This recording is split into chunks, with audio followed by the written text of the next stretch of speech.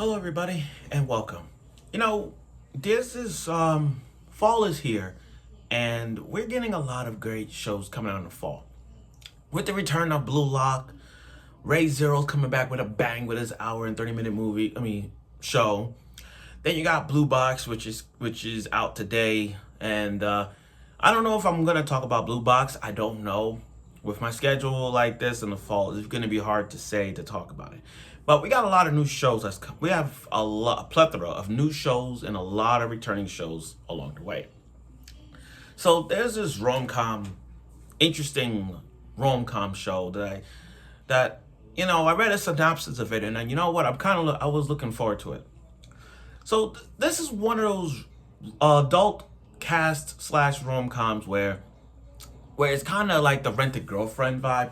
I'm not comparing it to Rented Girlfriend, but it does in terms of how it's set in stone. This show is kind of like a interesting rom-com vibe. I mean, it's getting to that point where this is adult cast slash workplace, but it's also a rom-com put together. And with this show, it's like, very interesting. Two polar opposites, and then they end up being the pretend couple, pretend to marry thing. That's set in stone. But that's what this show is about. Having to lie just to stay is pretty bold, but this show is pretty funny to watch, and it's getting there. It will get there for many episodes to come. So without further ado, I want to talk about this show in a review. So everyone, this is a review of 365 Days to the Wedding. Okay, let me do this. We all know what 365 days means. 365 days means a year. That's how many days in a year. So, you got this. The first episode of this was really pretty funny. Well, not like haha funny. It started out normal to a point. It's gonna get build up. This is one of those romance animes that is gonna build up to them two polar opposites liking together. So this company, the JTC, which stands for the Japan Travel Company, JTC, the Japan Travel Company. Their job is the business where they just plan trips for elderly couples, honeymoon parties, bachelorette parties, those traveling to people that love those travel agencies. You go those brochures where here's a trip to Hawaii. Oh, here's a trip to this, here's a trip to that. Those kind of things. And they plan trips, plan bookings and hotels, those kind of travel agency thing. So you got these two characters, Takuya and Rika. You got Takuya, who's very a normal guy. And when I first saw him, the first character that came to my mind when I first saw his face is Senpai from Don't Toy Me Nagatoro. That's the first thing that came to my mind the first time I saw this guy. With the glasses and with that scruggly hair, he just looked like Senpai from Don't Toy Me Nagatoro. Look up Senpai from Don't Toy With Me Nagatoro, and you look at that. But he's a single guy who lives in an apartment with a cat, very nice cat, keep jumping around and everything. But that's his only friend he ever has. He has a cat, living a normal single life, Then you got Rika, who's she don't show any emotions. It's just that one look just screams, "Oh, I'm sorry, I didn't mean to frighten you." She's that. Yeah, she could talk to people, but she's very introvert. You got these two characters introvert in many ways. You got Rika who lives alone as well, and she loves rocks and maps. She is very knowledgeable when it comes to landmarks. She's very knowledgeable when it comes to reading the map.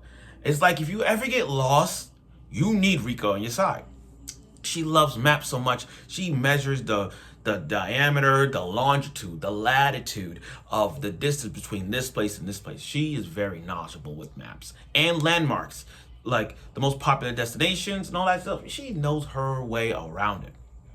So one day the boss decides, okay, we're opening up another JTC company, and it's in Alaska, the coldest part, Alaska. I mean, who doesn't like Alaska? I mean, really, Alaska, yeah, it's cold. I consider the cold weather like a giant air conditioner. You walk outside that cold temperature, and it's like a cold breeze just brushing your face. Now, summer's too hot. I can't do summer, but that's a different topic in another way. Anyway, they're opening a new company in Alaska, but the catch is is for non-married people. So for those who are married, they stay in Tokyo. Everybody, whoever's single, gotta go to Alaska. And now, for Rika and Takuya's sake, it's like, they don't want it. Like, Takuya's reason for not going to Alaska is because of a cat. You know, he took care of that cat when he came in and all that stuff, so he took him in. And Rika don't want to go because her knowledge of when it comes to, like, what's in Alaska in terms of bugs, mosquitoes, those kind of things, she don't want to go. So one other day as they cross, it's like, oh my God, Rika brought this idea. She's like, why don't we get married? And for that to happen, it kind of like, that first episode took off with a bang. I mean, literally, deciding to get married and telling everybody about it is just, wow. Wow, that's just it. So now, the whole plan was, okay, let's get married. There's 365 days before they decide who's the manager for this place. So if they pretend to be married for the wedding, like the whole thing, get married, if they count down the days, if they could hold off this fake married thing for the whole year, then no one don't have to go. It's kind of like the Rent-A-Girlfriend effect. Stay with me when I say this. I'm not saying it's like Rent-A-Girlfriend in terms of where we at in Rent-A-Girlfriend. I'm talking about, like, remember how Kazuya and Chizu have to pretend that they're dating just to impress their grandmas, just to make bitch ass mommy jealous and tell their friends, oh, I'm dating Chizu, I'm dating, you know, like that. They have to pretend that they kiss and all that stuff, which, by the way, I don't want to spoil anything later on in Rent-A-Girlfriend.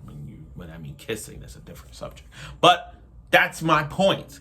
And having said all of that, it was they told the boss, and then the boss ended up making it a big old surprise party.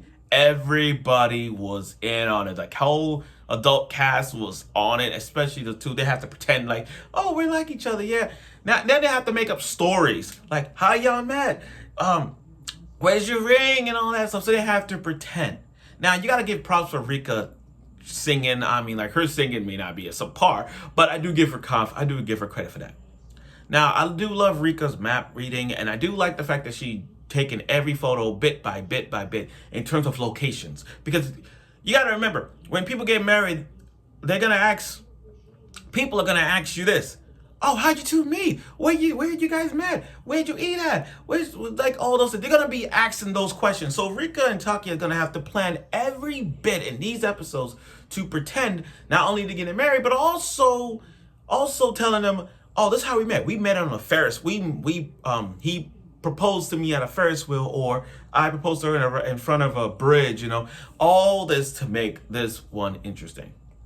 So I look forward to that. Now, we didn't get no opening, so I'm waiting to see how this opening is going to work. I don't know.